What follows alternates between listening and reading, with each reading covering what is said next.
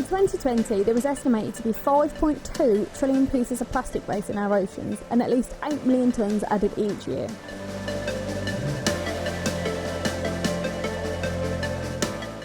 So you're probably sat thinking, I live nowhere near the beach. How does this affect me in Atherstone? It's common knowledge that single-use plastics are having a dramatic impact not only globally but locally, right on your doorstep. In this programme, we aim to identify the little things we can all do in the fight to rid us of single-use plastics and non-degradable products which find their ways into the surrounding waterways and ultimately into our oceans. Plastic debris breaks down into smaller pieces called microplastics. These are then ingested by fish and eaten by us. So how does a tiny little microplastic harm me? Some microplastics in the stomach release toxins. These could then find their way into the bloodstream and ultimately into the muscle and fat of the fish, the things we may eat. These toxins could then enter our bloodstream. In some studies, scientists have linked some of these toxins to many health conditions in humans. So not only is plastic pollution harming and killing our marine wildlife, but eventually, unless we take action, it may be harming us.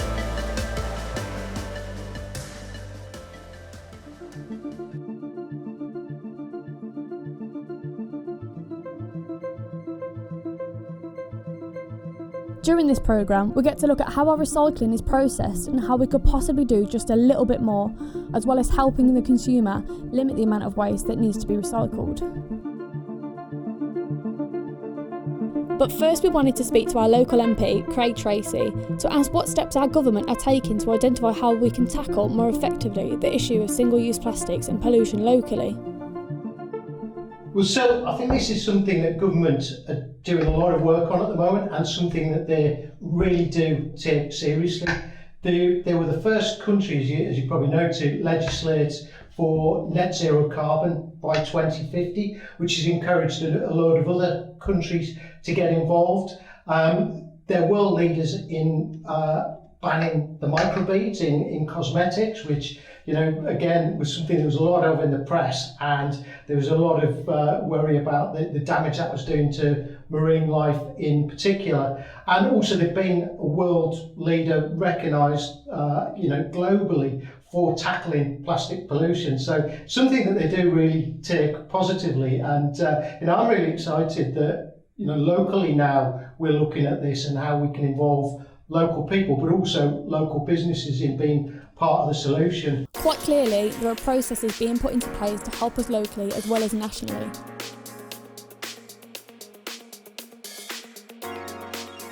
These are some of the actions being adopted from not only at point of sale from some of the smaller businesses, but alternatives to simply placing your items in the recycling bin. Large retail and industry play a big part in the reduction of waste, and we must rely on the major chain stores to implement the necessary procedures to reduce single-use plastics and non-recyclable items. Again, we asked Craig Tracy how industry can play its part locally as well as nationally. There's certain initiatives that government's putting in place at the moment. I know I've been speaking to Aldi on one of the government consultations, which is around having a single point of responsibility in the supply chain for packaging, and Aldi have been really positive in engaging on that.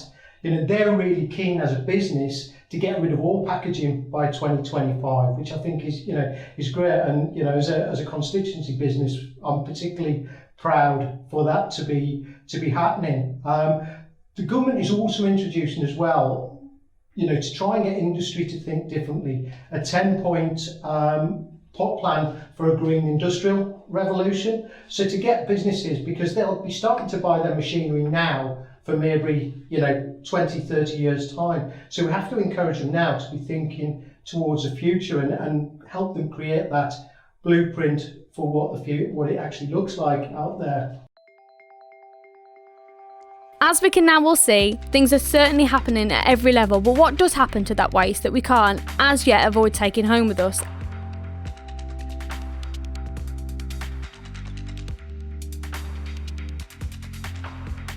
So we have now seen what our government plans are both nationally and locally, and how people are taking the small positive steps needed to tackle the issue of single-use plastics and waste pollution.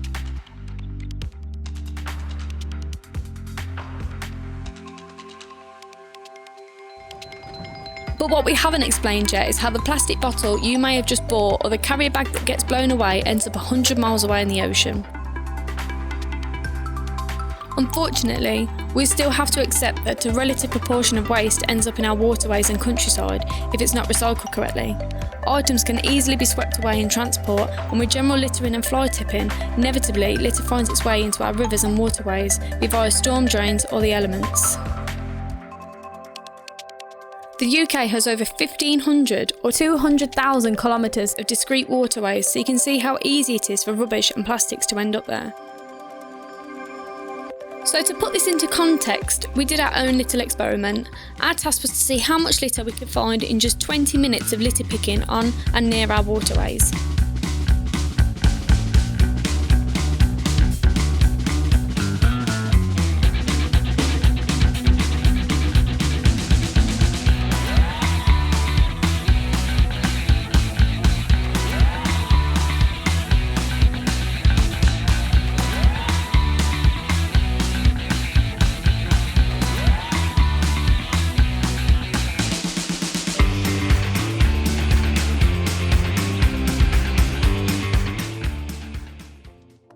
After just 20 minutes of litter picking, the results speak for themselves.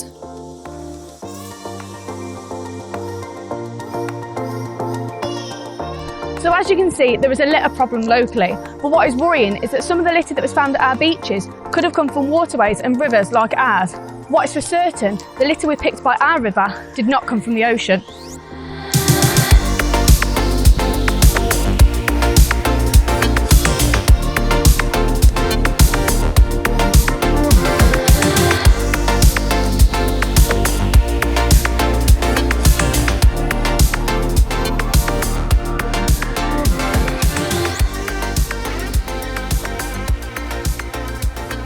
So let's talk about what happens when we recycle. Anyone know the process?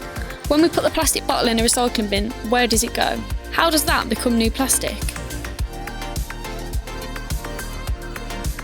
We spoke to North Warwickshire Borough Council about the process involved, potential targets and future incentives to reduce our waste and help the reduction of single-use plastics. Even though we don't really know how long it takes for recycled products to come back into use, as it were, we are all trying to make the process smoother and to get more people to participate and recycle what they can.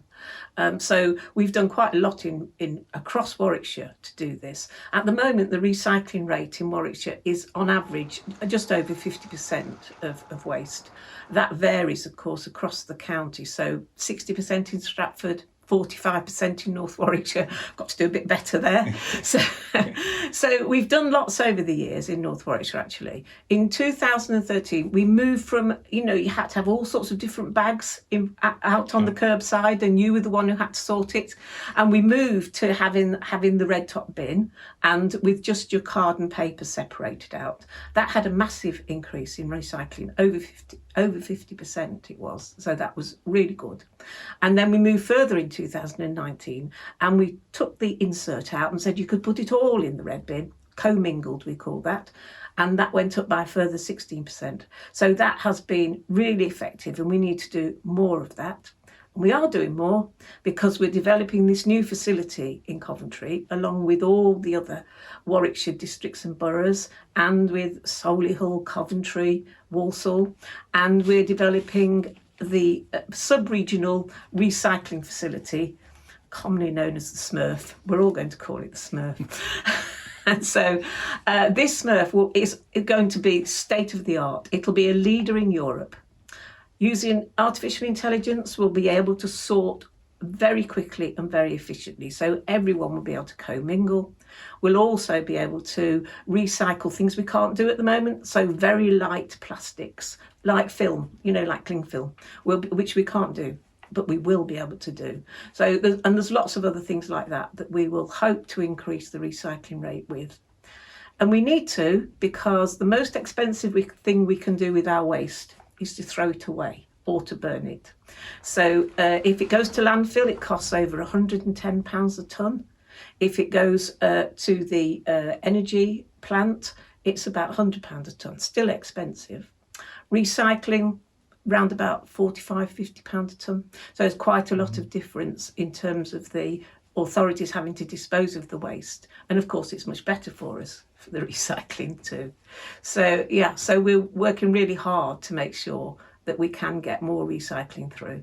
So one of the big problems we've got across the whole of the county, and certainly in North Warwickshire, is fly tipping. And people don't like it. None of us like it. It looks terrible, and it's illegal apart from anything else. And so what can residents do to help? Well, they can make sure that anybody collecting their rubbish is a registered waste disposal person, and all the people in our area are listed on the Environment Agency website, and there's a link to that from North Warwickshire Borough Council's website. So please make sure that you have a certified waste carrier taking your waste away, because you are responsible. If that waste is found and it can be traced back to you because you've employed them, if they're not an authorised dealer, you're the one that could be prosecuted. So if somebody comes up to you and says, I can give me £20 and I'll get rid of that, there's no way they can dispose it for that sort of money. So they're not going to do it properly. So you must ask them for their certificate, and if they haven't got one, don't use them. And if you see fly tipping, please, if you can, take a photograph, report it immediately to the local authority. We'll collect it. If we can find any trace of who it belongs to or who's disposed of it, we will prosecute.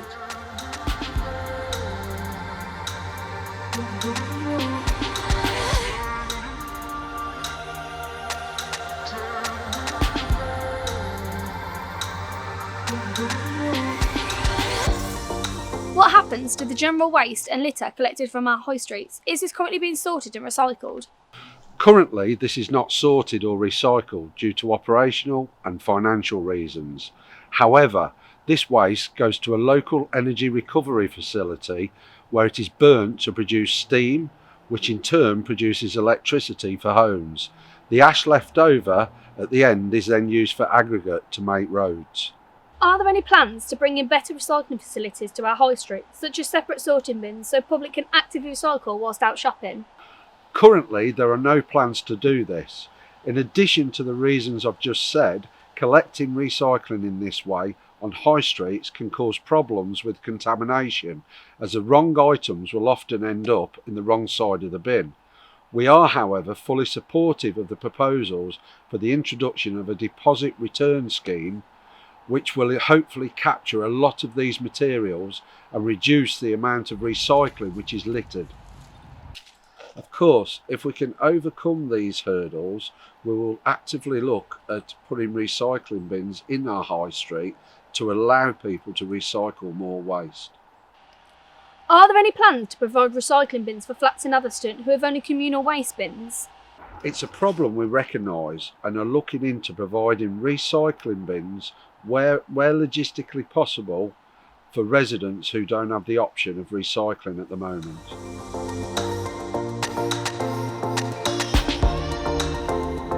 So as a council, one of the big things we're doing at the moment is we are a partner in affectionately known as SMRF. It's a sub-regional multi-recycling facility. So it's a bit of a mouthful, hence why we call it affectionately a SMRF. So this is in partnership with Coventry City Council, Warwickshire County Council, other boroughs and districts within Warwickshire, and we are one of the leading partners in that. And that is a facility where household waste can be taken and sorted. All waste gets sorted and recycled, and as much recycle will be pulled out, including things like, for instance, plastic bags. So that's a major investment by the council, major investment by our partners, but will increase recycling obviously significantly, and reduce the amount that's going incinerated.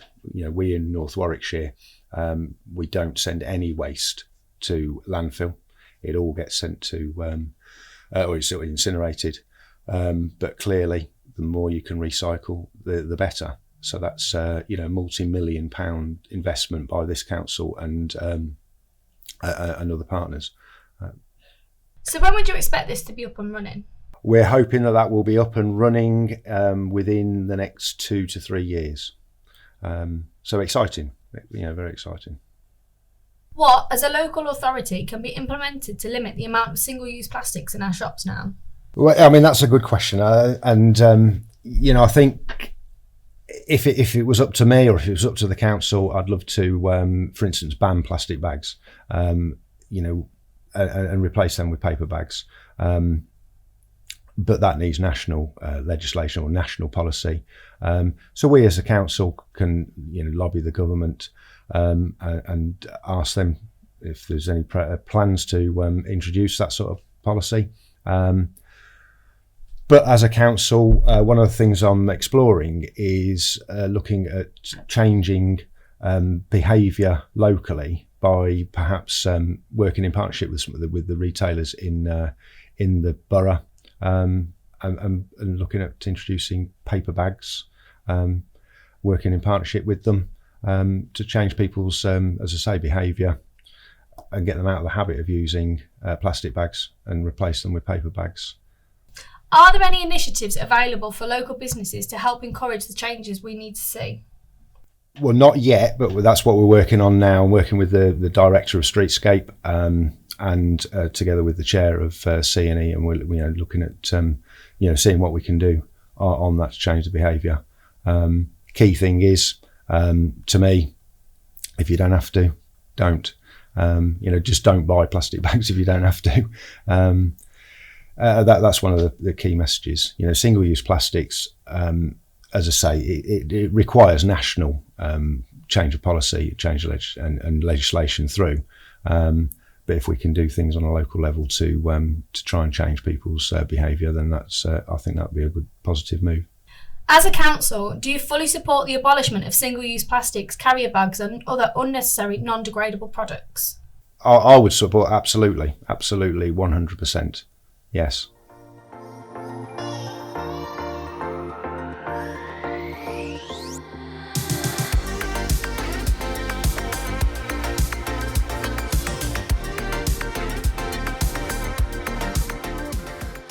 And I think if you take a step back and see how people's attitudes have changed over the last few years, 2015 we brought in the charge for single-use plastic carrier bags.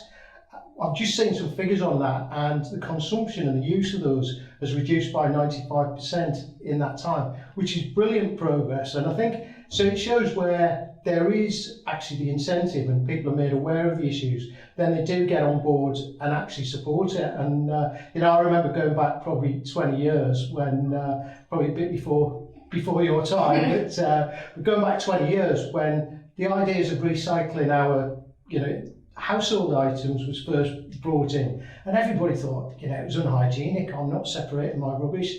And now it's one of those things that we do without even thinking anymore. So I think where that that push from government has come in, then really people do step up to the plate on it. So I think it's a really exciting space to be in at the moment. There's so much happening locally and nationally, and but I'm just really excited that people are taking an interest in it, and I'll certainly be doing my bit to help to drive to so we have a much greener local and national country. Now I'm sure you're asking yourself, how can I help? What changes can I make? Well, it's very simple. Any change will make a difference. Limit the amount of single-use plastics you purchase. Recycle, reuse, re-gift rather than throw away. The list is endless. The most important thing is just to stop for a single second and think of how you can make the little change that could make a big difference. Working with businesses in Atherstone, the Atherstone Partnership, Seatheocean and North Warwickshire Borough Council have launched an initiative where businesses can show customers that they are actively taking one small step to tackle the environmental issues we all face. One small step invites businesses to just do that one little thing. It could be that you stopped using plastic bags or replaced a plastic item with a friendlier option, or even the simplest of things such as leaving your car at home if you can walk to work. It all counts. By taking a stance and changing just one thing within your business, you can show your customers that you are taking one small step to help our town. Simply join our Facebook page, One Small Step Atherstone, and let us know what you have done as a business, and we will send you an official window sticker to recognise that one small step you have taken. If we all choose to take that one small step, we can make a difference which will not only help our town be a better place to live for future generations, but help fight against pollution and waste on a global scale.